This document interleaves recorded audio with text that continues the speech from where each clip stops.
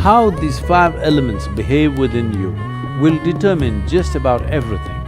First thing that we need to do is to start cleansing the five elements. If you have mastery over the elements, you not only have mastery over the body, over the mind, over the very creation. Life will happen in magical ways.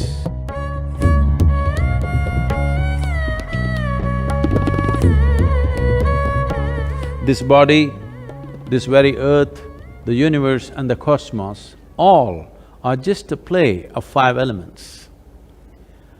This body's composition is such that 72% of this body is water, approximately 12% is earth, 6% is air, 4% is fire, and the rest is space or akash. How these five elements behave within you will determine just about everything. Bhuta means element. Bhuta Shuddhi means to become free from the taint of elements or to cleanse the element. It means to become free from the physical nature. Right now, the physiological and the psychological processes are having a complete grip over most human beings. What we call as our physiology is something that we accumulated. What we call as our psychological process, the whole content for this is also accumulated in the form of impressions. Between these two, who you are or existentially what is the nature of your being is completely missed. If one wants to access dimensions which are not yet in your experience, first thing that we need to do is to start cleansing the five elements so that in the purity of the elements, you distinctly know the difference between what is physical, what is psychological and what is existential.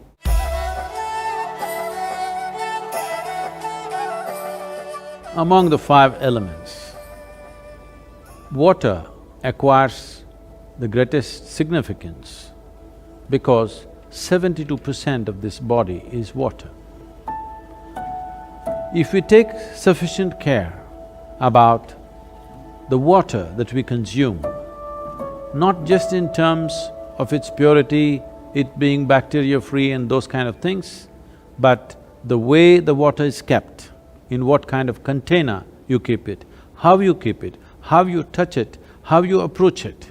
Because there is substantial scientific evidence today to show you that a thought, an emotion, a touch, these things can change the molecular structure of the water and can greatly alter the way water behaves within your system. So, one needs to understand, you are not dealing with a commodity, you are dealing with life-making material. Water is life.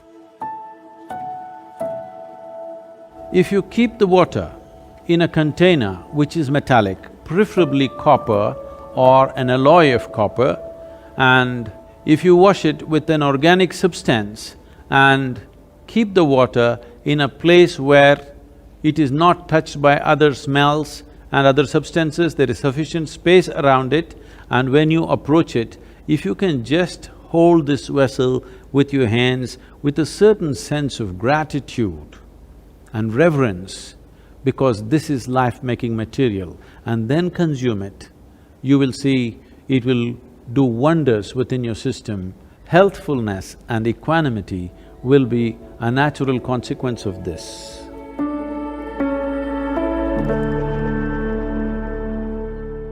At least every day, if you can go and sit in your garden on the earth just for half an hour, simply talking to your friend, reading a newspaper, talking on the telephone, do whatever.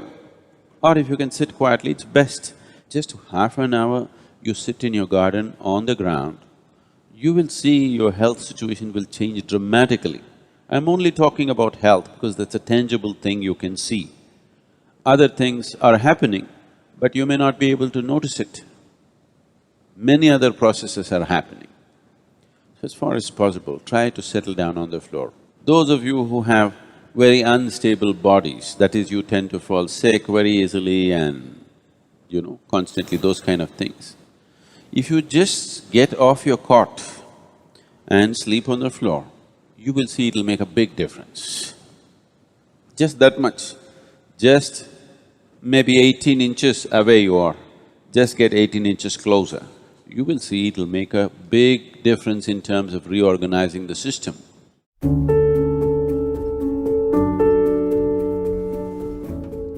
Though air represents only 6% of your body's elemental constitution, it is the most dynamic part of the element in terms of the transaction that happens on a minute-to-minute basis.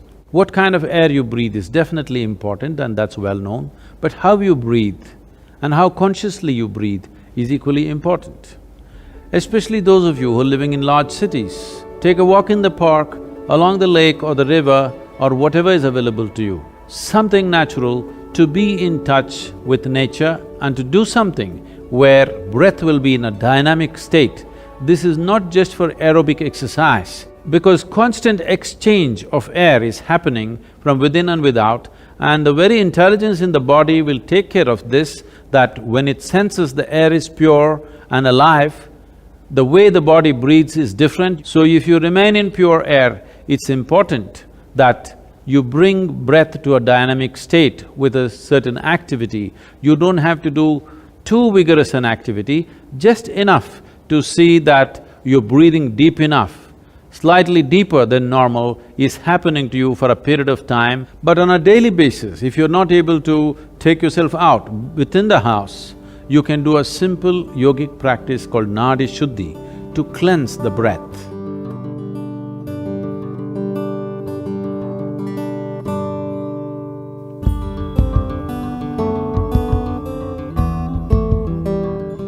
Fire accounts for 4% of your elemental makeup. If you wish to use fire, you can light a fire with an organic substance like straw or firewood without any oil and stand facing the fire with your hands open and keep your eyes open for 3 minutes, then stand with your back to it, exposing your spine for 3 minutes. This will cleanse your aura and bring about a new sense of resurgence in the system. This is to rekindle and reconnect the fire within with the fires outside. This is the basis of all fire-based rituals in the East. If having a fire is not very practical for you, at least a lamp with vegetable oils or ghee, you light a lamp and be around this lamp, first face the lamp and sit, and then turn around and sit, so that the fire element within you gets rekindled.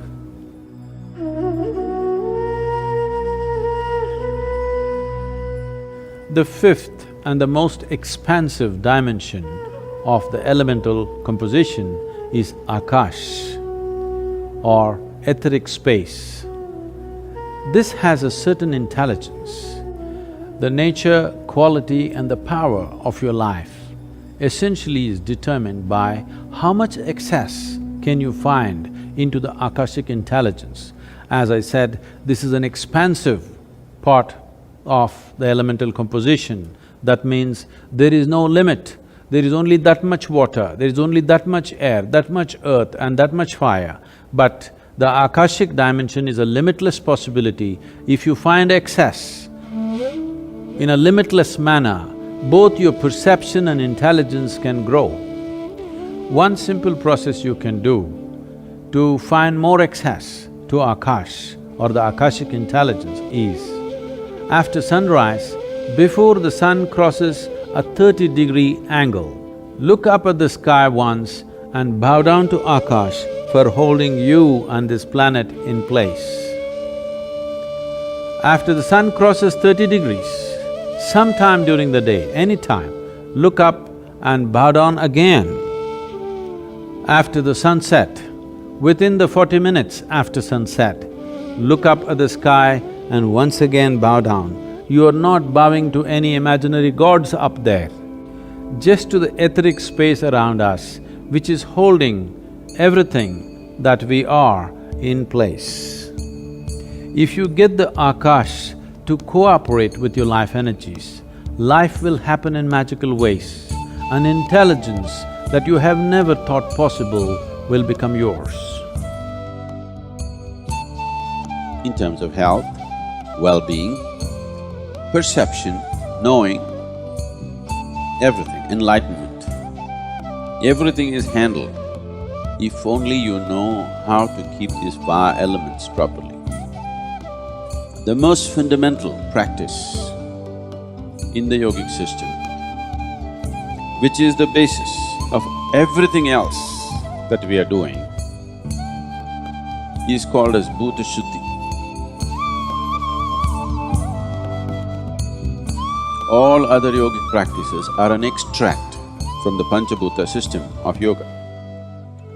If you do a certain level of cleansing for the elements, then you attain to what's called as bhuta siddhi.